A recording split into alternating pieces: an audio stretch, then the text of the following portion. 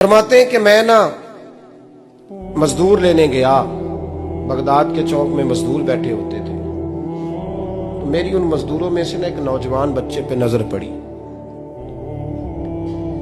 بڑا کمزور سا وجود تھا لیکن چہرے پر عبادت کا نشان تھا، ماتھا بتاتا تھا کہ نماز کا بڑا خیال رکھتا ہے۔ میں اس کے قریب گیا، چہرے بھی بڑا کچھ بتاتے ہیں نا، چہروں میں بھی بڑی رانائی ہوتی ہے۔ فرماتے ہیں میں قریب گیا، میں نے اس کو کہا بیٹے مزدوری کرو گے؟ تو کہنے لگا مزدوروں میں بیٹھا ہوں تو حضور مزدوری کے لیے ہی تو بیٹھا ہوں۔ تو میں نے کہا کہ چلو پھر۔ کہنے لگا نہیں میری کچھ شرطیں۔ میں نے کہا بتاؤ؟ کہنے لگا پہلی شرط یہ ہے کہ لوگ 4 دینار دیہاڑی لیتے ہیں، میں 3 دینار لوں گا۔ میں نے کہا یار بھائی تو بڑی بہترین ہے، باقی بھی اس طرح کی رکھ لے۔ اس نے کہا حضور دوسری شرط یہ ہے کہ میں آپ کی مکمل بات مانوں گا لیکن جب اذان ہو جائے گی پھر آپ کی نہیں سنوں گا۔ تیسری بات اس نے یہ کی کہ حضور میں آپ کے گھر میں کام کروں گا پر آپ کے کسی سوال کا جواب نہیں دوں گا۔ کہتے ہیں میں نے کہا یار تو بڑا عجیب ہے، شرطیں تو مالکوں کی ہوتی ہیں۔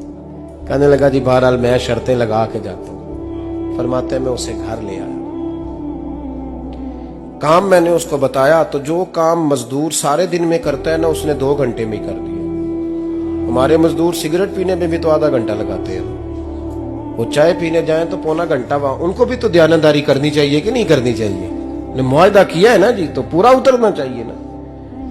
کہتے 2 گھنٹے میں۔ اب کام جب بندہ شروع کراتا ہے تو کام اور نکل آتا ہے۔ کہتے کام میں نے اس کو اور بتا دیا، وہ کرنے لگا۔ اس نے مٹی نکال کے رکھی تھی باہر رستے میں، تو اذان ہو گئی زور کی، اس نے وہیں کدال چھوڑی کئی اور چلنے لگا۔ تو میرا بیٹا کہنے لگا اس کو ذرا برابر کر دو۔ کہنے لگا چپ کر جا، تیرے باپ سے بات ہوئی تھی، جب اذان ہوتی ہے تو میں کسی اور کی نہیں سنتا، صرف اللہ رسول کی سنتا ہوں۔ کہتے ہیں مسجد چلا گیا، نماز پڑھ کے آیا تو دوپہر کا وقت تھا۔ میری بیوی کہنے لگی اس کو کھانا کھا لے۔ کہتے ہیں ہم نے کہا کھانا کھا لو، تو کہنے لگا میں نے روزہ رکھا ہوا، رمضان بھی نہیں تھا، نفلی روزہ رکھا ہوا۔ فرماتے ہیں شام ہوئی، میں نے 3 دینار دیے تو میں نے کہا تیرا نام کیا ہے؟ کہنے لگا میں نے آپ سے کہا تھا میں کسی سوال کا جواب نہیں دوں گا۔ وہ چلا گیا۔ اگلے دن میں پھر لینے گیا اسے، کام کچھ اور نکل آئے تو لوگوں نے بتایا وہ صرف ہفتے والے دن آتا ہے۔ میں نے کہا کیوں؟ کہنے لگے جی وہ کہتا ہے میرا ہفتے کا خرچہ 3 دینار ہے، جب 3 دینار کما لیتا ہوں تو باقی سارا ٹائم اللہ رسول کی ذکر میں گزار دیا کرتا ہوں۔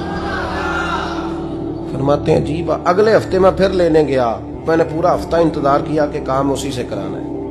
میں جب گیا تو میں نے کہا چلو، کہنے لگا میری شرطیں یاد ہے نا؟ اور میں نے کہا یاد ہے بھائی ساتھ چل۔ فرماتے ہیں کام کرایا، 2-3 ہفتے وہ آتا رہا۔ ایک ہفتے میں گیا تو لوگوں نے کہا حضور آج نہیں آیا، کیوں؟ کہنے لگے بیمار ہو گئے۔ کہاں گھر ہے؟ کہنے لگے بغداد کے قبرستان کے پیچھے جو کچی آبادی ہے اس میں رہتا ہے۔ فرماتے ہیں میں گیا، دروازے پہ دستک دی تو کہنے لگا حضور آپ ہیں؟ دروازہ کھولا ہے، آ جائیے۔ فرماتے ہیں میں اندر گیا تو میں نے کہا تمہیں کیسے پتا چلا میں آیا ہوں؟ کہنے لگا حضور اللہ والے ہو، آپ نہیں آنا تھا، ورنہ امیر تو غریبوں کا پتہ لینے کوئی نہیں آتے۔ کہتے ہیں میں قریب گیا تو کہنے لگا میں آپ کا انتظار کر رہا تھا، تیز بخار ہے، تپ رہا۔ جیب سے کچھ پیسے نکالے، کہنے لگا یہ پیسے رکھ لیں۔ ایک انگوٹھی نکالی، کہنے لگا حضور آج رات کو میرا انتقال ہو جائے گا، ان پیسوں کا کفن خرید کے صبح جنازہ پڑھ کے مجھے دفن کر دینا، اور جب دفن کرو تو یہ انگوٹھی لے کے عصر کے بعد ہارون رشید کے پاس جانا، آپ اسے کہنا میں نے ملنا ہے پر وہ آپ کو ٹائم نہیں دے گا، آپ اس کو آواز دیجئے گا کہ تیری ایک امانت ہے میرے پاس، پھر وہ آپ سے ملے گا تو انگوٹھی دے دیں، پھر آپ میری طرف سے فارغ ہیں۔ حضرت فرمانے لگے تیرا نام؟ اور کہنے لگا حضور وقت تھوڑا ہے،